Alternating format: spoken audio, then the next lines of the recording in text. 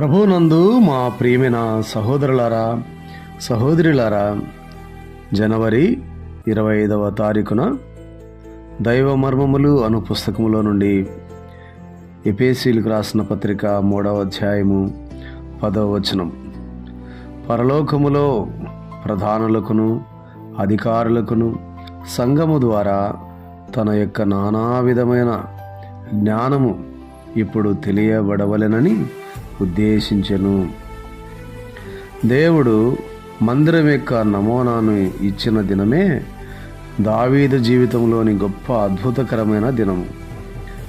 మొదటి దినవృత్తాంతముల గ్రంథము 28వ అధ్యాయము 19వ వచనం.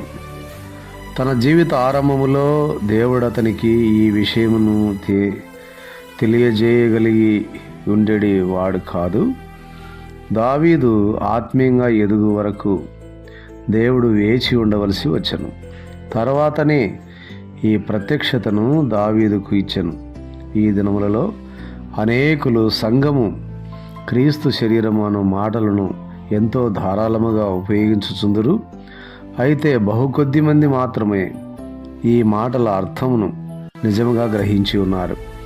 దేవుడు సంఘం కొరకై కలిగి ఉన్న నిజమైన తలంపును కొద్దిమంది మాత్రమే గ్రహించగలరు. అనేకులు ఆత్మీయమైన సంభాషణ కలిగి ఉండినప్పటికీ పోట్లాడుట, అసూయ మొదలగు తమ గుణముల ద్వారా వారేది ఎరిగి ఉన్నామని చెప్పుకొనుచున్నారో వాస్తవముగా దాన్ని ఎరగరని రుజువుపరుచుచున్నారు.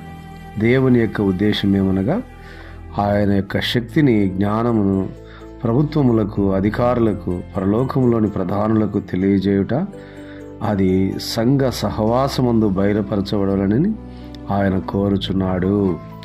దేవుడి మాటలను దీవించునుగాక. ఆమేన్.